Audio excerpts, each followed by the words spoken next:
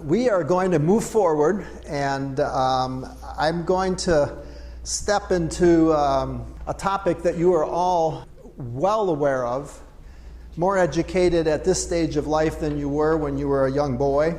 Some of you are less educated than others, but you'll understand what I'm saying when we roll into this. But we're gonna, I'm gonna skip the review, and we're gonna just talk a little bit about what I've titled here, Jesus' School of Discipleship. And we're gonna draw from the Gospel of Luke. And I want to just lay out kind of the big stage, and then we're going to kind of keep getting in closer and closer until we zero in on one person. And again, just for a reminder, this series, No Little People, is my attempt to present people that are underknown, unknown, understudied, underappreciated. But my big thing, and if you're around me more than 30 seconds, you'll get this, is the fact that God has a plan for the fullness of time to unite all things in heaven and things on earth in Christ. It's a narrative from the beginning of Genesis to the end of Revelation. It's one story of the grand plan of God that we've been drawn into by grace. And so every person in it's important. And we lose track of that because we live in a graded culture, particularly during the time of the Olympics. You know, we lose track of the fact that the person that finished fourth on some of this stuff is 1/100th of a second off, and they're not even on the platform. But we don't think in terms of something beyond bronze. God doesn't work that way. God's the star. Everyone else, and I want you to get this, everyone else in Scripture is the supporting cast holding up Yeshua, holding up Jesus. Everyone. And so they're all important, just as you are. Okay, so in the Gospel of Luke, starting around chapter 6, there's what I'm going to call the bookends of this chunk we're going to look at. We're going to look at a chunk that's about 7 chapters long, and we're going to zero it down to about 4 verses, and we're going to zero that down to one person. But the bookends on this start out in chapter 6. Jesus spends a night in prayer. And after he spends a night in prayer, he picks 12 men whom he names apostoloi, or apostles. And this is really important in the story of God because Jesus makes these guys, that they make the transition from being disciples, the Greek word mathetes, a follower, a student, an apprentice, to apostle, which is a sent one, a messenger. And so in a very real sense, Jesus calls out of this crowd that's been following him around for a long time, prays all night. He comes down at the beginning of chapter 6, around verse 12 in there, and he makes this announcement. And he calls these men, 12 of them, he calls them and names them apostles. That's at the beginning of one bookend, all right? The other bookend, and we're going to look at what's in between the bookends, the other bookend is in chapter 9. And after spending time training, all right, those that he named, he sends them out to be what they're called. What do I mean by that? This is the beginning of chapter 9, verse 1. It says that he sent them out to preach, listen to this, to preach the kingdom and to heal. He calls them and names them sent ones. He spends chapters 7 and 8 that we're going to look at training them. Then in 9, he sends them out by themselves to be what they were called in the first place, what they were named in the first place. He sends them out to be apostles. All right? But in between there is what we're going to call the course, and then we're going to zero down to one little subject that he deals with one little person. And so in between there, chapters 7 and 8, there's the training of the 12. Now this goes on throughout all the gospel, but there's this concentrated thing that takes place in here. First of all, Jesus ministers to 4 people with acute suffering. What's acute suffering? What's acute mean? Acute means something that's very intense, but it's very short. Okay? There's acute diseases, and they're bad, but they come and they go. And in this case, he deals with 3 men and 1 woman. He deals with a centurion that's got a sick servant. He deals with a puzzled prophet named John the Baptizer. That's what we call him. His name was just John. He's in prison and he's a little bit confused at the end of his ministry, and he sends a message to Jesus and he says, hey, are you the real deal? Or should I be looking for someone else? As if he had options, right? But he's puzzled. But he's in a crisis. He's in a crisis. Don't get me wrong. This is a guy that's poured his life into preparing the way, being a voice of one crying in the wilderness for a guy that came, and he doesn't quite seem to be what John was expecting. But that was Jesus' M.O. Jesus wasn't anything that anyone was expecting. That's why a lot of people got it wrong. A guy named Jairus, who's a ruler of a synagogue. We're going to talk a little bit about him in a minute. He's got a chronic problem, or acute problem. A problem that's very intense. It's crushing him, but it can be fixed really fast. And then there's another one that he ministers to. There's a widow in this little town of Nain. And she's got an only son. So there's a widow with an only son. I mean, you're a widow, you're in trouble in ancient Near Eastern culture. You got a son that dies, you're hosed. You have very few options, if any. And Jesus raises her son from the dead. All right, so those are the four people with acute suffering. Then he also deals with four people with chronic suffering. I mean, suffering that's ongoing, deep, complicated, messy. One of them's a prostitute. A woman that comes into a Pharisee's house from the street. The Greek construction there is inescapable. She's a woman of the street. She comes in and she weeps at his feet. She uses her tears to wash his feet, and then wipes his feet with her hair. Letting your hair down in public in Jewish culture was absolutely scandalous. And then she puts some ointment on his feet. But this is a woman who'd been living in a life of a prostitute. No young Jewish girl wakes up one morning and says, I think I'd like to be a hooker when I get older. That doesn't happen. You fall into this, you get squeezed into this through circumstances, but a long life of pain, of being in bed with men that she does not love and who do not care for her and have no intention of anything beyond the evening or the day. He also ministers to a woman named Mary Magdalene. She just enters the script of this story, beloved, in Luke chapter 8. Jesus had driven out 7 demons. Now, I don't think any of us, I know none of us, I don't need to say a thing, none of us in this room have any idea what this woman's life was like. The mental torment of demon possession. Knowing that something's wrong with you. Having no control over certain things. 7 demons cast out of her. And it's really significant to me, the next person he deals with, all right, the second one is 3 women and a man. The next person he deals with, right in the story, is the crazy demoniac living in a graveyard that's running around naked, and they can't chain him, they can't hold him, can't do anything. And Jesus casts it. This is the guy that's got the legion of demons that go into the pigs. Now, I don't know if you have ever thought about this, but it haunts me. Because we read these people like they're Veggie Tales or something. We don't think of them as real people with real families and real histories that Jesus enters. But picture this woman, Mary Magdalene, who is one of the most faithful followers in Jesus' life. Jesus appears to her before he appears to the disciples. Picture her having been demon-possessed with 7 demons. Jesus delivers her from that. The very next thing we have in the story is Jesus' boat pulling up on the eastern shore of the Sea of Galilee, and they're met by a demon-possessed man. What's going through, you talk about PTSD, what's going through her mind?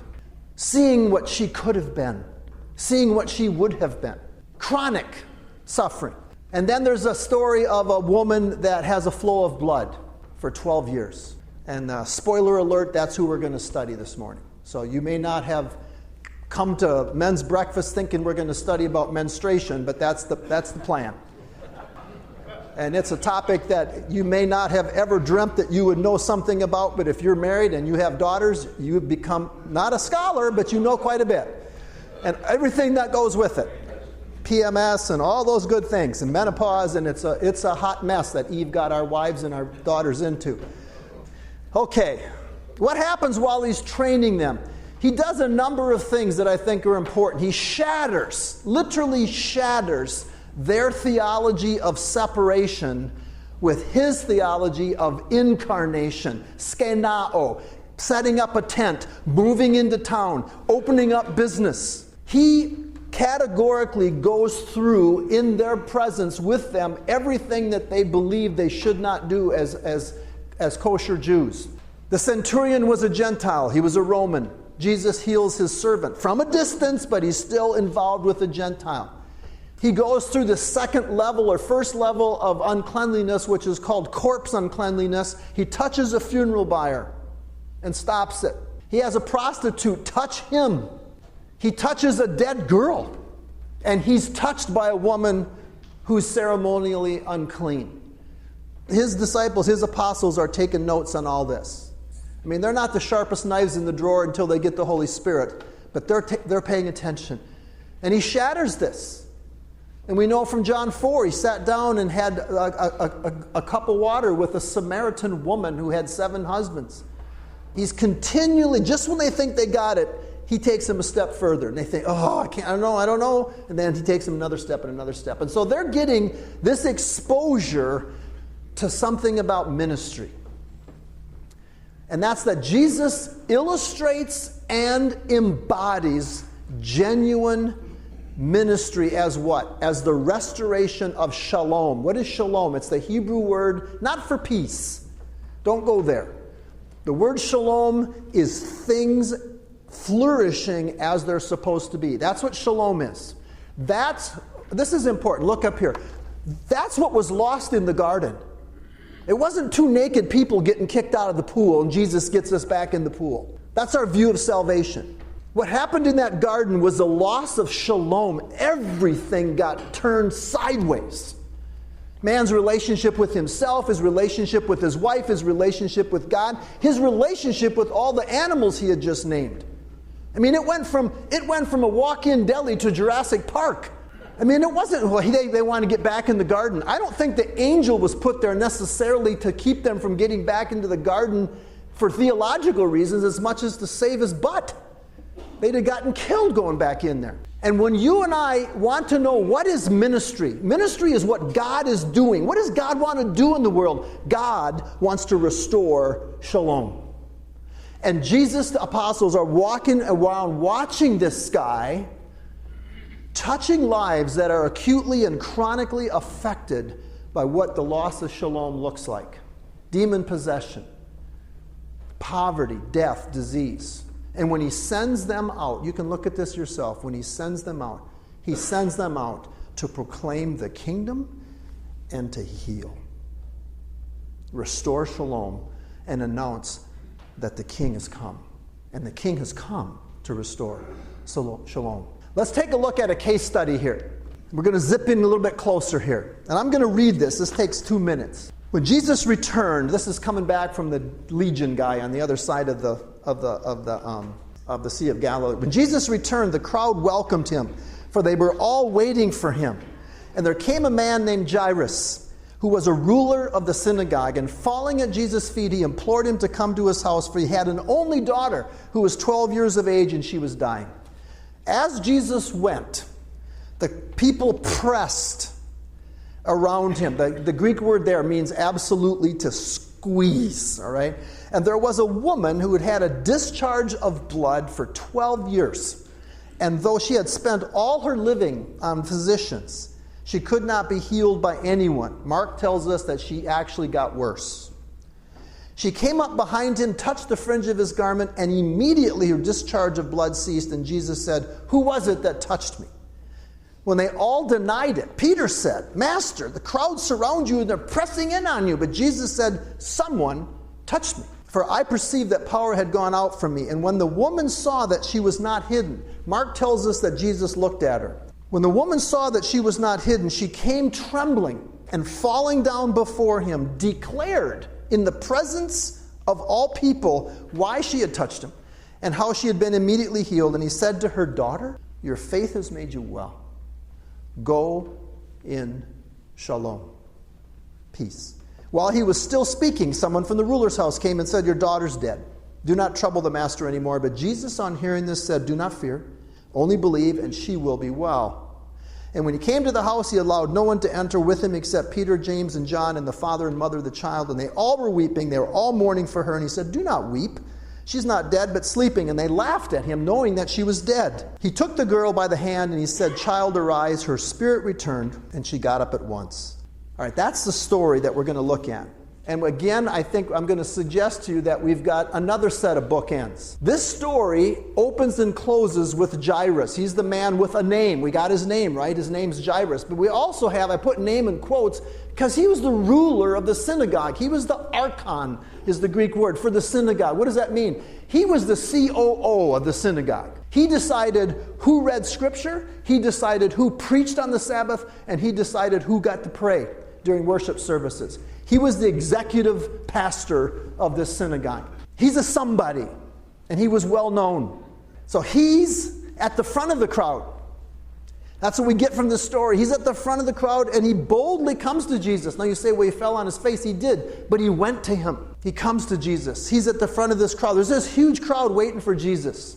You know, and there's a whole series of teachings in that, but I am constantly amazed that Jesus, about the time I would be wanting to get home, pour a glass of red wine, and take my shoes off, Jesus gets hit by another crowd. I mean, it's just every single time in his life. Every single time. I think that's why he got up early and went off and had a quiet time. And then even that, Peter came and interrupted that. He was good at that. Peter was good at shooting from the lip. All right. This guy's need is acute, it's public, and it's simple. It's simple. You say raising someone from the dead is simple. I didn't say it was easy, but it's simple. You know, outside the tomb of Lazarus, what does Jesus do? You know, he doesn't go, I mean, he just goes, "Lazarus, come out." And someone said, one preacher said, you know, he had to say Lazarus or the whole place would have emptied, you know. So he calls him by name and he comes out. He says to this little girl, arise. That's all he does. It's simple. And it's public. Everybody knew about it. This guy had a name. People who have a name, when they suffer, lots of people know about it. You know, I have been privileged because of the nature of what I do to have been well loved and well cared for the last 18 months because of what my grandson's going through. And this may shock some of you because we don't think about this, but there are people in your life that will spend their entire life, they will go through their entire life, and no one will ever tell them they're praying for them. Ever. There was a church that set up a prayer tent on a street corner in New York and just had people just said, "We'll pray for you." And people stopped. This guy was well cared for. He was in a crisis. It was acute. It came and it went. His 12-year-old daughter was dying. That's basically his crisis. And is it a crisis? Yeah. When you face the death of a child, you know, that's a crisis. Theoden in the Lord of the Rings, when he made that statement, no father should ever have to bury his son.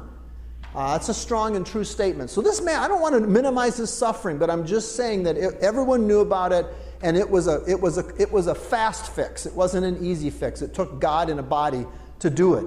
But then you've also got this other person. You got a woman with no name. We don't get her name. She's just a woman. A woman. She's going to become the woman, though, in this story. Literally. That word gets put in front of her name. She's different. She's hiding in a crowd. And she secretly touches Jesus. She's hiding in the crowd. This crowd that's pressing. This huge mass of humanity and sweat that's squeezing Jesus once he gets out of this boat. And Jairus is kneeling in front of him. This woman is buried in there someplace, but she's close enough to reach up and touch, and more than likely Jesus had 4 tassels hanging over a kind of a square thing that he wore over his shoulder. She probably touched one of those. Because the story had circulated, and this is back in Matthew's gospel, that some people had been healed by touching him. Her needs are different, man. Her needs are chronic, her needs are hidden, and they're complex. 12 years. 12 years. And I think it's significant. I'm not going to build a church doctrine out of this, but I think it's significant because of the way I look at the Bible and how God gave it to us. The number 12 shows up in here twice, and I think that's important. It actually shows up 3 times earlier with the 12 apostles. About the time this little girl was born, this woman's dilemma started. What was her dilemma? Her dilemma was that she had probably, and I'm painting a picture here based on what I know about science, she had her period. And the scriptures in the book of Leviticus, chapter 15, had a ton of stuff about what happened to a woman during her monthly menstrual cycle. Everything she sat on was unclean. Everything she wore was unclean. Everyone she touched was unclean. She was forbidden from having sexual relations with her husband until 7 days after the bleeding stopped. She couldn't prepare food. She couldn't eat at the same table as her family. She couldn't touch her children. Couldn't touch her husband. Husband couldn't touch her. She couldn't touch food in the market. So this woman has her period, and she's expecting it to be over in about 5 days. And the 5 days turn into 10 days, and the 10 days turn into 20 days, and then 30 days, and then 2 months, and then 6 months, and then a year, and then 2 years, and then, do you see this? This is a woman that cannot go to temple, cannot go in the court of the women, cannot go to synagogue, has to eat alone. She has leprosy that no one can even see. She can't touch anyone. She can't be touched. She lives in total isolation. She's anemic. Her mental processing is affected. Her mental health, there is no way on God's green earth that this woman's not depressed. And the Talmud, the Jewish there's a book that they have that's got a bunch of Jewish commentary on scriptures and stuff. They have an entire section called Niddah on menstruation and menstruating women. And there's at least 11 different cures for it. Some of it's ointments, tonics, all this sort of stuff. Crazy stuff like carrying the ashes of an ostrich egg in a linen cloth, or a piece of barley that you found in the dung of a white female donkey. And you think, that's stupid. I promise you she did all that. This woman did everything. And she threw everything to the wind, and she's in this crowd. I just want you to get an idea of what the loss, listen to me, what the loss of shalom looks like in the lives of some people. It's not just invite Jesus into your heart and then, things get better. This woman, her situation was a whole lot different than Jairus's. And I think, and I could be wrong here, but I think that the main reason Luke put this the way he did, he is masterful the way he arranged his gospel, was that Jairus is the context for this real teaching here. Because uncleanness and leprosy are never healed in the scriptures. They're cleansed.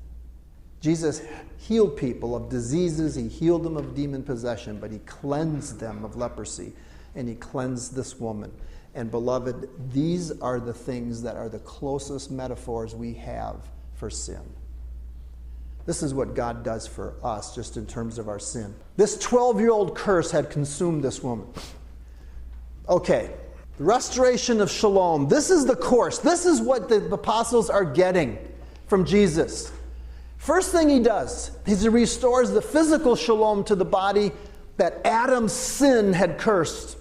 This goes back to the fall. First thing Jesus does is he heals her body.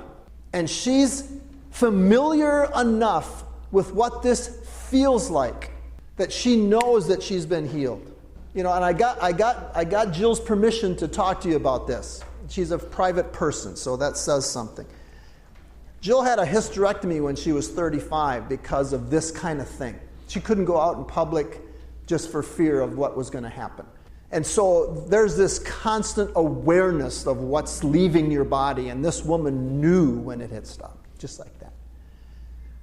So that's the first thing. And I'm going to go back to this because this is a big deal to God, and it's a big deal, I think, should be a big deal to us. All right? Jesus restored the shalom of honor and respect that her culture had removed. He calls this woman out, not to make a fool of her. He calls this woman out to restore her. Beloved, this is the only person in all of the Gospels that Jesus addresses as daughter. Doesn't do this anywhere else with any other person. Doesn't do it with Mary Magdalene.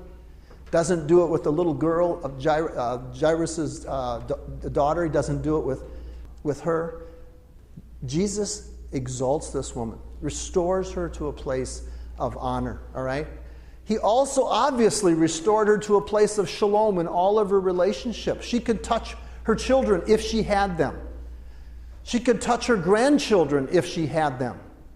She could be intimate with her husband, assuming she had one.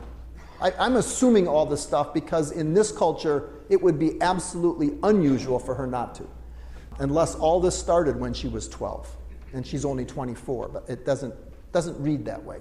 And the big thing here, this is interesting, Jesus recognized her faith wrapped in the rags of desperation.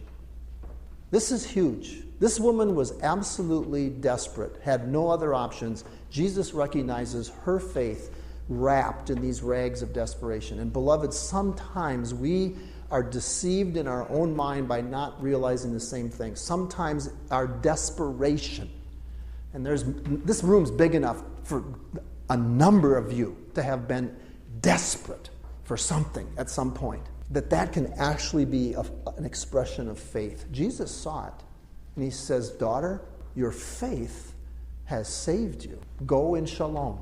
Live in shalom. Be in shalom. All right? And Jesus pronounced her whole. He didn't just heal her. When he says your faith has saved you, the verb there is sozo. It's the verb we use for salvation, but it's also a verb for wholeness. And it's in a tense in the Greek that means, you know what? You're there and you're not leaving.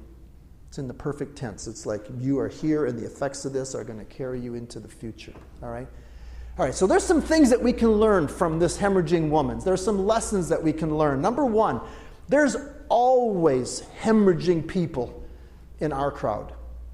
You know, my daughters are both nurses, and they have told me repeatedly, they said, Daddy, everybody's got a story. Everyone's got a story. You just get close to them. You know, I suffered with migraines for years and years and years.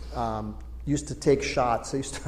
At Briarwood, I used to go in the men's restroom and go in the stall and shoot up with Imitrex and then go back in and face a room of ninth graders who were deeply concerned about my mental health. And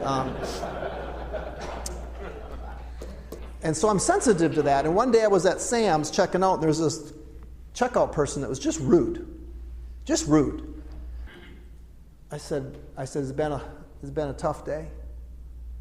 And she looked at me. She said, "Nah." She said, "I got a migraine." I talked to her, identified with it, said, "I am so sorry." I said, "There's nothing more frustrating because you're not oozing, you're not swelling. No one even knows." I said, "You can't see, you can't read, you can't perfume, and putting gas in your car sends you to the ER." I said, "I know all that stuff." I said, "I am so sorry." I said, "I'm going to pray for you." And the next time I went into Sam's, I was from here to the wall away, and she saw me and she waved. That's not a big thing, but it's a thing. But there are people hemorrhaging in your crowd, and they're hiding. Second, authentic ministry removes, listen to me here before you fill this in.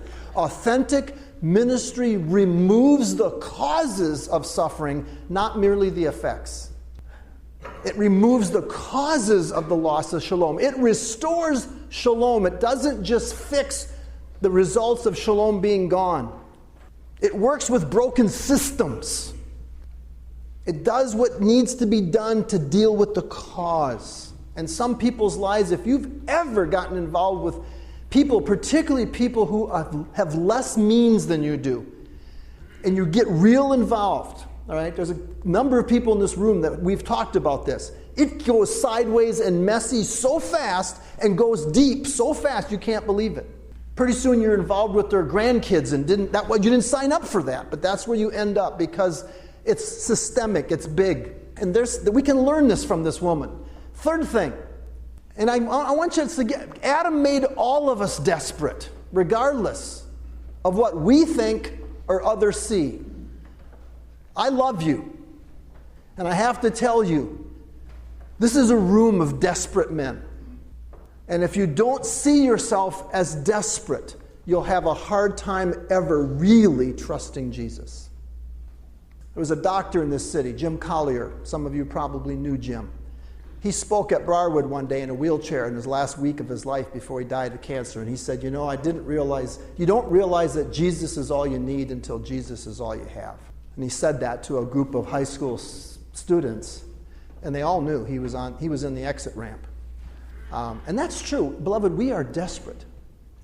Regardless of our bank account, regardless of how many buildings we own, regardless of how many books we've written, regardless of how big or small our business or church is, we are desperate. And the day we lose track of the fact of how much we need God, we're in a bad place. And our greatest battles are always internal, always, and private, not external and obvious. The people sitting around you, the people you work with, the people on either side of your homes, the people on either side of your condos or wherever you live, the things that they struggle with are not the obvious stuff. Obvious stuff is fairly easy to deal with. And we learn this from this woman, in contrast with Jairus. All right, couple questions for us, and then we'll call it quits for the day, all right? Question, honestly, do you believe that desperation is a requirement for genuine trust in God? Now, here's the important thing. I already told you what the correct answer to that is. But the correct answer to this question is not yes. The correct answer to this question is whatever's true for you. So this is a real question, just asking ourselves, do I believe that desperation is a requirement for genuine trust in God? And I'd be lying and a hypocrite if I didn't tell you that I don't believe this. A good chunk of the time, I don't. You know, the late Francis Schaeffer said something, and this is going to sound, you're going to say, well, that's stupid. But listen to this. The late Francis Schaeffer said, if the Holy Spirit was taken out of your life for one day, would people notice a difference? Now, the immediate Christian response, is, well, of course they'd notice a difference. That's not true in my life all the time. I've done this for about 40 years.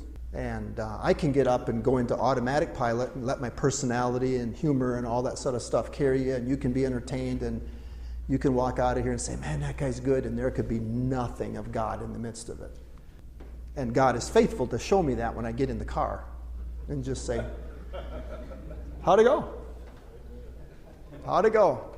I've been out here the whole time.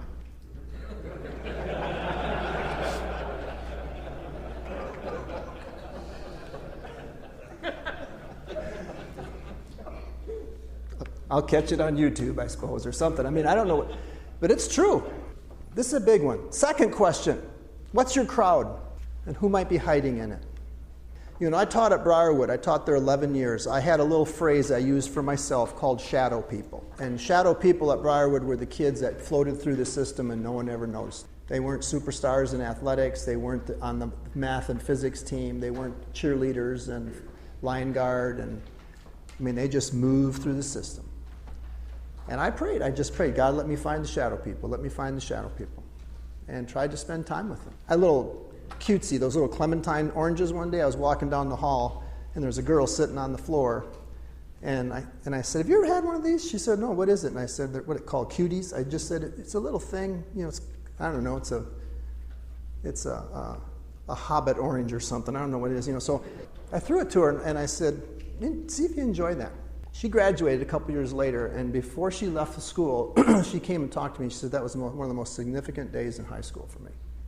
She said, just that you noticed me, that you sat down on the floor, and I thought, oh, God, help me. Third thing, am I committed to restoring shalom, not merely fixing the effects caused by its absence? I have to camp on this last one, beloved, because this is what God's doing in the world. And I'm going to tell you this without apology and without hesitation. The reason you're a Christian, the reason God drew you into this story is for this third one. Ron's joke at the front was cute. It was one of his better jokes, by the way, Ron. That was good. Oh, no. Yeah, I'd give you a 6 on that one. All right, so. But you know what? God didn't draw you into the story so you can go to heaven when you die. That's where Christians go, but that's not what Christians do. This is what Christians do. This is what God's all about.